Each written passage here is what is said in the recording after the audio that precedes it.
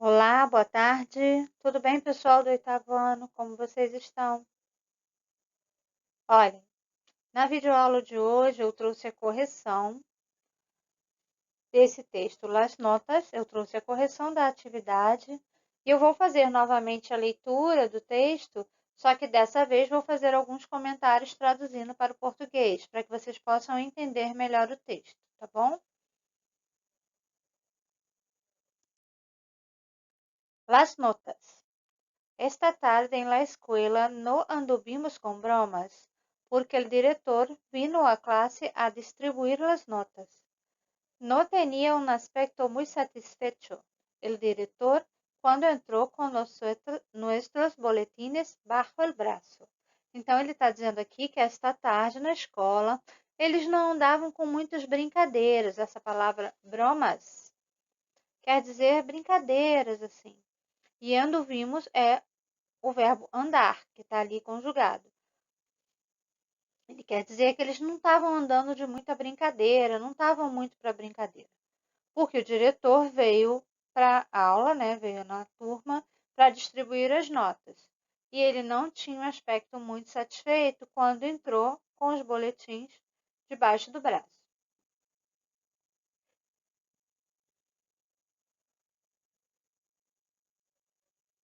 Seguindo ali. Levou muitos anos em la enseñanza, dijo el director, y nunca he visto uma classe tão distraída. Vou começar a distribuir as notas. Então, ele está dizendo ali que levou muitos anos trabalhando no ensino ou trabalhando na educação. Disse o diretor. Esse dijo é o verbo decir conjugado no passado. E ele nunca viu uma classe, uma turma tão distraída. Vou começar a distribuir as notas. E Clotario se echó a llorar. Clotario es el último de la clase y todos los meses la maestra escribe en su boletín montones de cosas y el papá y la mamá de Clotario no están muy contentos y no dejan sin postre y sin televisión. Están tan acostumbrados, me ha contado Clotario, que una vez al mes su mamá no pone postre y su papá se va a ver la televisión a casa del vecino. Então, ele está dizendo ali que Clotário se echou a chorar, quer dizer, Clotário começou a chorar, se pôs a chorar. E por quê? Porque Clotário é o último da classe e todos os meses a professora escreve no seu boletim um monte de coisas e o pai e a mãe de Clotário não estão muito satisfeitos, não estão felizes com isso e deixam ele sem sobremesa, postre sobremesa e sem televisão. Eles estão tão acostumados, ele diz aqui, me ha contado Clotário.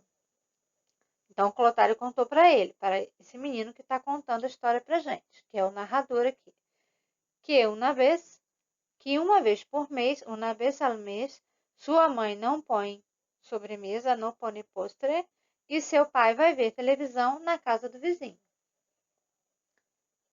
Em mi boletim decía, Nicolás, aluno turbulento, a menudo distraído, se pega com seus companheiros, podría mejorar. Rufo tenía, persiste en jugar en clase con un silbato, confiscado innumerables veces. Podría mejorar. El único que no podría mejorar era Agnan. Agnan es el primero de la clase y el preferido de la maestra.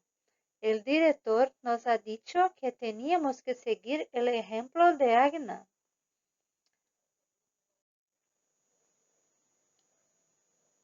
Aqui, nesse parágrafo, então, a gente vê que quem está contando a história é o Nicolás. Ele diz, né?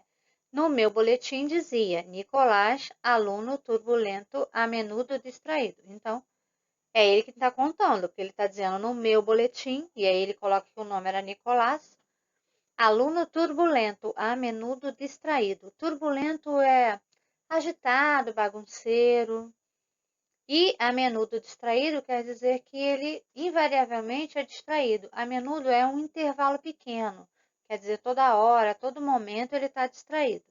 Se pega com seus companheiros. Esse se pega é no sentido de brigar, bater. Poderia melhorar, então podia melhorar. E no de Rufo, né? Rufo tinha. O que tinha no boletim de Rufo? Persiste em rugar em classe com um silbato. Esse rugar, já ensinei para vocês, é o verbo rugar. Ele pode ser usado para jogar ou para brincar. Então, ele fica brincando na aula com um silbato. Um silbato é um apito, um brinquedinho que faz muito barulho. Confiscado inumeráveis vezes. Então, é um brinquedo que já foi confiscado pela direção da escola inumeráveis vezes. Poderia melhorar. Então, o único que não podia melhorar era a Agnan, porque a Agnan já é o primeiro da classe e o preferido da professora. E o diretor disse para eles que eles teriam, né, que seguir o exemplo de Agnan. Aquí nosotros estábamos bastante rorobados porque los boletines han de firmarlos los padres y eso no siempre resulta divertido. Ele está dizendo ali que eles estavam rorobados. Rorobados é curvado, é uma palavra que se usa para alguém que está corcunda. Para a gente traduzir para português, a gente poderia usar a palavra cabisbaixo, né? Quando a gente está chateado, preocupado com alguma coisa, a gente fica meio cabisbaixo, assim, meio murchinho, de cabeça baixa. É isso que quer dizer essa palavra aqui no texto. Por quê? Porque os boletins han de firmar los padres. Firmar é assinar. Então, os pais eles vão ter que levar os boletins para os pais assinarem. E isso não sempre resulta divertido, ou seja, isso nem sempre é divertido, né? Chegar em casa com um boletim que não estavam com resultado bom e pedir para os pais assinarem. Aí ele completa, sabia perfeitamente lo que me diria papá. Me diria que ele sempre foi o primeiro de sua classe e que seu papá estava orgulhosíssimo de mi papá y que él traía de la escuela montones de cruces y de cuadros de honor y que le gustaría ensinármelos, pero que ellos perdieron en la mudança quando se casou.